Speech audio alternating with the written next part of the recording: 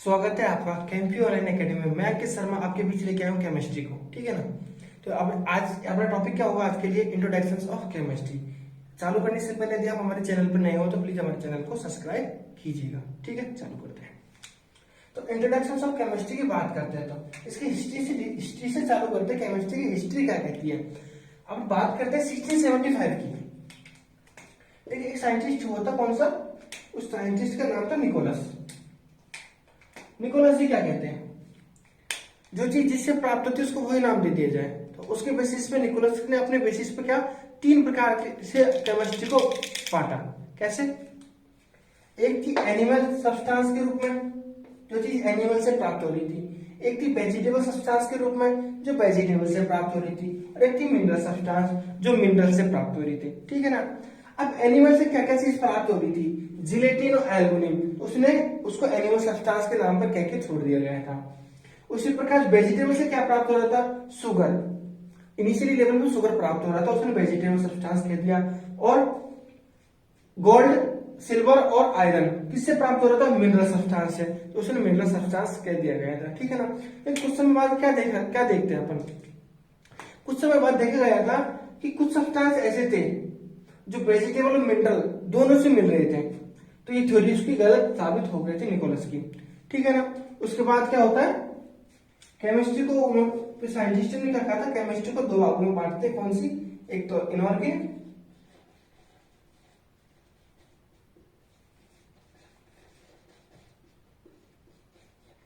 Inorganic chemistry, दूसरी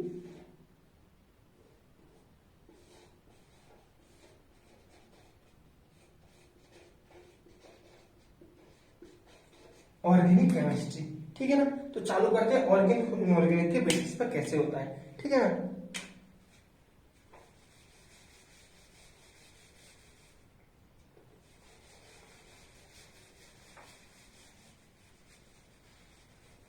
अपन बात कर रहे थे इंट्रोडक्शन ऑफ केमिस्ट्री के बारे में। इसके हिस्ट्री में सबसे पहले कौन आया था, निकोलस। उसने बांट दिया था तीन भागों में। फिर कुछ समय बाद देखा गया था कि कुछ साइंटिस्ट आए, उन्होंने कहा था कि केमिस्ट्री होती है दो प्रकार की। कौन सी, पहली तो ऑर्गेनिक और दूसरी कौन सी होती है, इनऑर्गेनिक। बात करते हैं ऑर्गेनिक क्या होती है और इनऑर्गेनिक क्या होती है, ठीक है ना।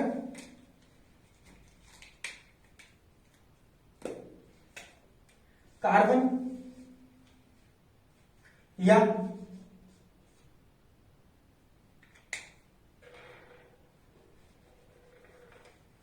कार्बन और उससे रिलेटेड कंपाउंड,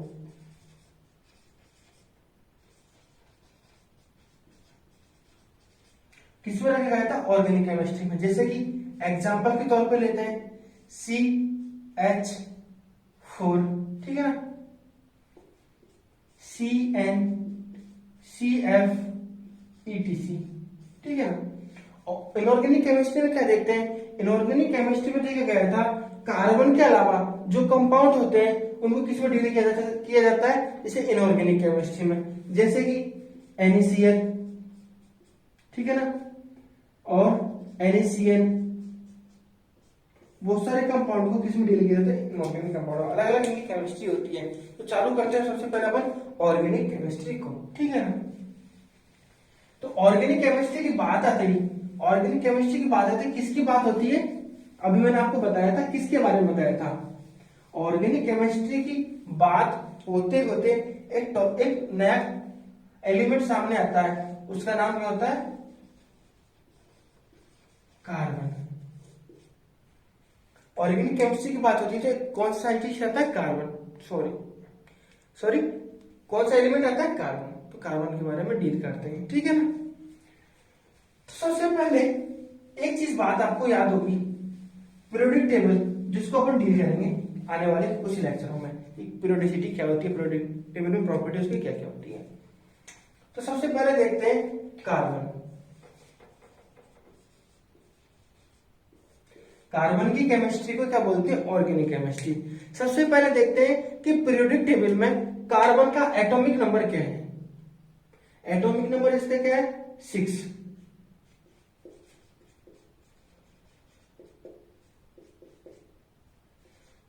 इसका एटॉमिक नंबर। इसका एटॉमिक मास क्या होता है? 12, जनरली 12 देखते हैं।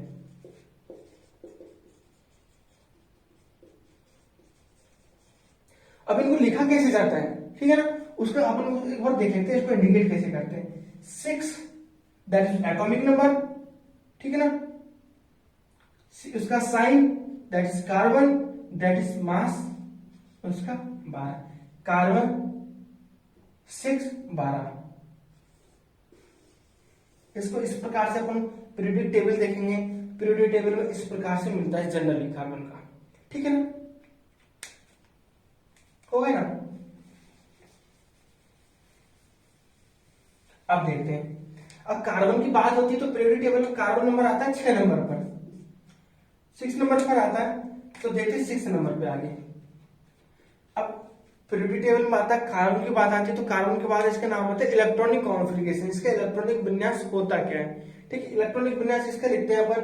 इसका इलेक्ट्रॉनिक विन्यास होगा 1s2 2s2 2p2, इसका इलेक्ट्रॉनिक विन्यास ये हो गया। अब इलेक्ट्रॉनिक विन्यास हो गया। अब इलेक्ट्रॉनिक विन्यास में आपको बताते थे सेल्स होती हैं, जैसे अपने शरीर में भी सेल्स होती हैं, इलेक्ट्रॉनिक विन्यास भी अपन पर्टिकुलर सेल्स से रखता है, ठीक है ना। अपन सिलेटर रूल में आएंगे, सिलेटर रूल में पार्टिकुलर सेल्स के बारे में अपन डील करेंगे, कैसे कैसे होता है कि सिलेटर रूल में सेल की क्या भागीदारी होती है, क्या होता है, ठीक है ना। तो सबसे पहले देखते हैं इसमें सेल्स कैसे बनेगी। ये तो सेल कहलाएगी आउटर सेल, ये 1s2 ओनली 1s2 क्या कहलाएगा, इनर सेल।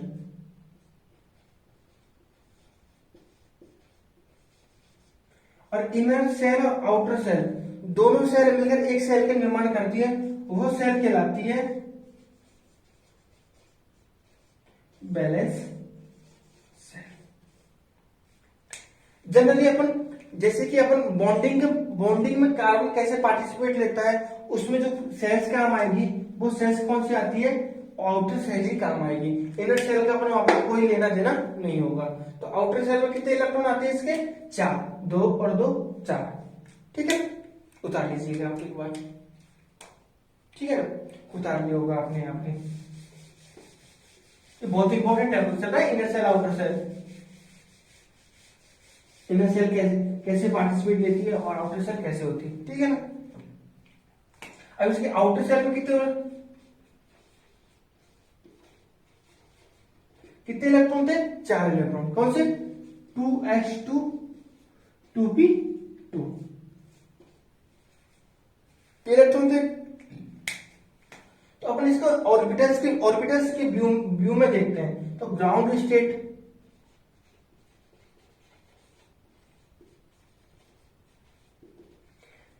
ये s ऑर्बिटल होता है और ये p ऑर्बिटल होता है।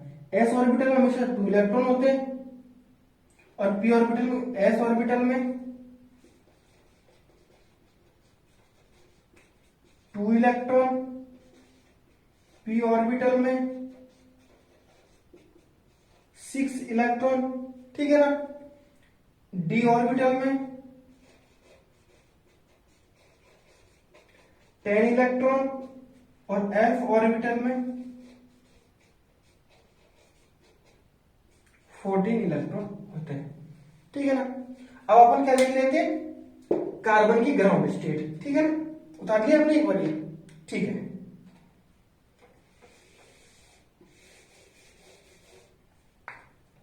ग्राउंड स्टेट किसकी, C612, ठीक है ना, कार्बन की। अब इसके आउटर सेल के इलेक्ट्रॉन कॉन्फ़िगरेशन क्या है, 2s2 2p2, 2s और ये 2p, ठीक है ना। 2s, इसमें कितने इलेक्ट्रॉन है, 2। अब एक तो पैरेलल स्पिन, एक एंटी स्पिन, हमेशा एंटी स्पिन में भरा जाता है, एक ये स्पिन, एक इसके अपोजिट स्पिन, ठीक है ना।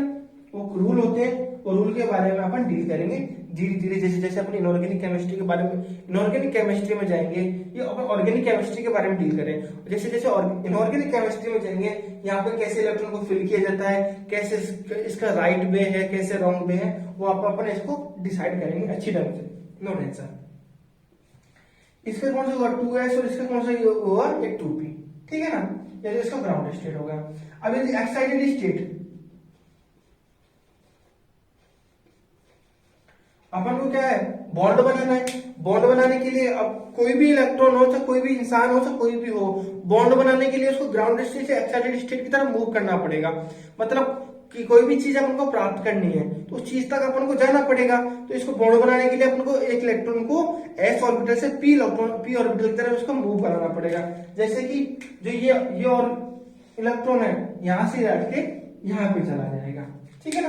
कैसे जाएगा देखते हैं।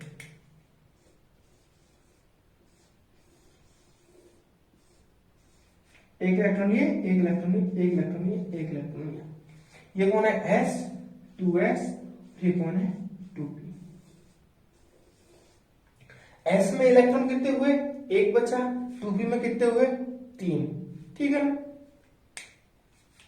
देख लीजिएगा एक बार, आप कोई प्रॉब्लम हो तो हमको आप कमेंट करके बता सकते हो, हम आपकी प्रॉब्लम को जल्द से जल्द सॉल्व करेंगे, ठीक है ना। आगे देखते हैं। ग्राउंड स्टेट हो गई, इसकी एक्साइटेड स्टेट भी हो गई, ठीक है।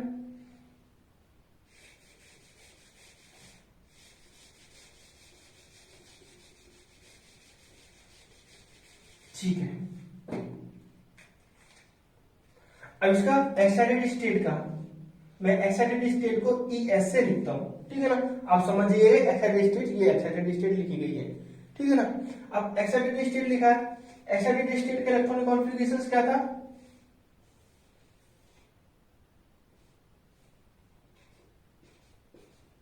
ये एक्साइटेड स्टेट के इसके इलेक्ट्रॉनिक कॉन्फ़िगरेशंस हो गए, ठीक है ना। अब देखते हैं आगे क्या होता है।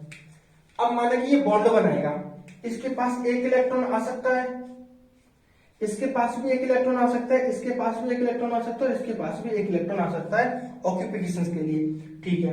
अब माना कि जनरली इसका एक पहला कंपाउंड होता है कार्बन केमिस्ट्री का CH4। ये कैसे बॉन्ड, कार्बन हाइड्रोजन के साथ कैसे बॉन्ड बनाता है, कैसे बॉन्ड के द्वारा जुड़ा हुआ होता है, तो उसके बारे में डील करते हैं अपन अभी। जस्ट समझ में तो आ रहा है ना, ठीक है ना। देखते हैं, सॉरी, कार्बन के पास कितने इलेक्ट्रॉन हो गए, 4, 1 2 3 और 4, ठीक है ना। अब इसको ऑक्टेट रूल बोलते हैं, इसको generally octet rule. Octet rule के द्वारा ये अपने इलेक्ट्रॉन को प्राप्त करेगा कि और साझा करेगा, ठीक है ना, पार्टनरशिप करेगा। हाइड्रोजन के पास कितने इलेक्ट्रॉन होते हैं, एक इलेक्ट्रॉन। अब CH4, 4 हाइड्रोजन हो गए, एक हाइड्रोजन ये लिया, एक हाइड्रोजन ये लिया, एक हाइड्रोजन ये लिया, ठीक है ना। अब इसको अपने स्टेबल होने के लिए हाइड्रोजन को कितने चाहिए, 2 इलेक्ट्रॉन। एक इलेक्ट्रॉन खुद के पास है, एक इलेक्ट्रॉन कार्बन से मांग लेगा। कार्बन से कहेगा तू मेरे से काम चला और मैं तेरे से काम चलाता हूं, तो ये बोलता है इनमें इलेक्ट्रॉनों का साझा हो जाता है। ये बोलता है तू मेरे से ले ले और तू मेरे से भी ले ले,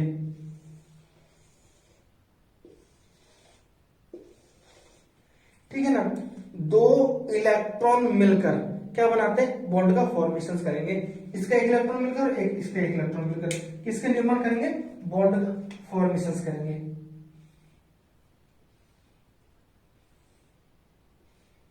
तो किसका निर्माण हो गया, CH4 का निर्माण करते हैं, ठीक है ना। समझ में आया ना, ठीक है। अब हम अपन इसके बारे में डील करते हैं, इसकी एक्चुअल स्ट्रक्चर क्या होती है CH4 की, इसमें संकरण दैट मींस हाइब्रिडाइजेशन क्या होता है, और इसमें बॉन्ड एंगल क्या होता है, ठीक है ना। बॉन्ड एंगल किस किस के बीच में होता है, कितने बॉन्ड एंगल होते हैं, वो अपन सब चीज अभी डील करते हैं, ठीक है ना। बॉन्ड एंगल थीटा और बॉन्ड एंगल कितने होते हैं, कितने बॉन्ड एंगल का निर्माण करते हैं, वो अपन देखते हैं। जस्ट अलग अलग चीज होती है, वो डील करते हैं कैसे होते हैं, हो गया ना, आपको समझ में आएगा। एक बार अपन यहां पे इसको और समझा देते हैं आपको।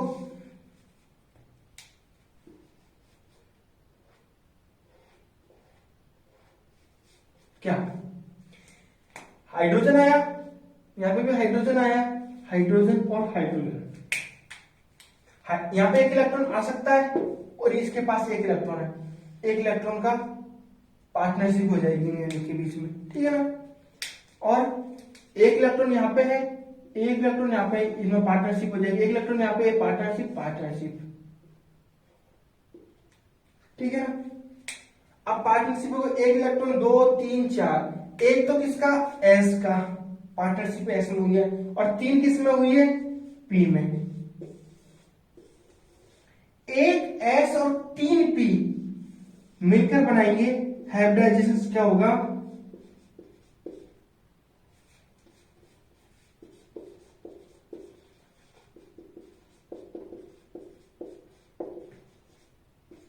sp3 हाइब्रिडाइजेशन बनाएंगे, एक एस के और 3 पी के।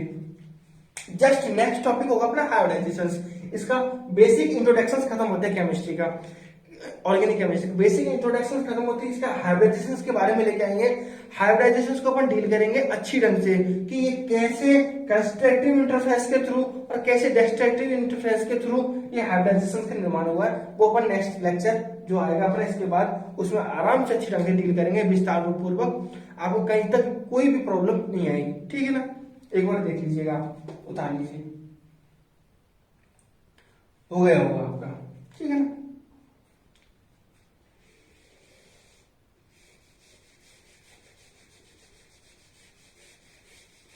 CH4 का फॉर्मेशन कैसे होता है वो अपन ने देख लिया।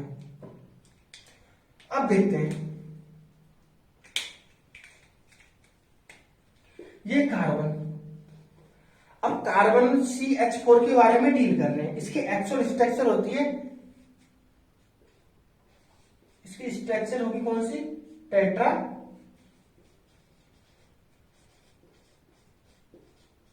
इसकी टेट्राहेड्रल इसकी एक्चुअल स्ट्रक्चर होती है। कैसे टेट्राहेड्रल इसकी एक्चुअल स्ट्रक्चर होती है वो देखते हैं। कार्बन, कार्बन के पास कितने हाइड्रोजन है 4 हाइड्रोजन, 2 हाइड्रोजन तो इसके प्लेन में होंगे, दैट मीन्स इस प्रकार से ये कार्बन माना कि ये कार्बन है, ठीक है ना, ये आपको दिख रहा होगा, एक ये प्लेन में और एक ये प्लेन में, बिल्कुल ही है इस प्रकार से ये कार्बन ये। अब इनके बीच में जो बॉन्ड एंगल होगा ये दिख रहा है 109.28 मिनट, इनके बीच में बॉन्ड एंगल होगा पर्टिकुलर। हर कार्बन, कार्बन और हाइड्रोजन के बीच में जो बॉन्ड एंगल होगा कौन सा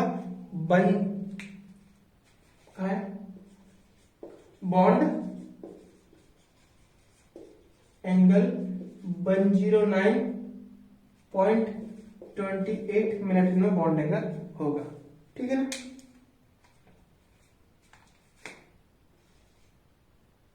थीटा के द्वारा 109.28 मिनट, ठीक है ना। अब 2 हाइड्रोजन तो प्लेन में होंगे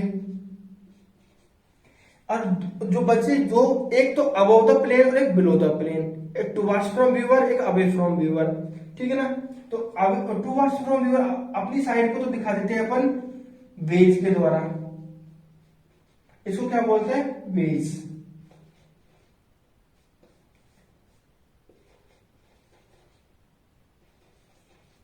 और इसको क्या बोलेंगे, जो पीछे की साइड होता है उसको बोलते हैं डैश, ठीक है ना। और इसको बेस को बोलते हैं,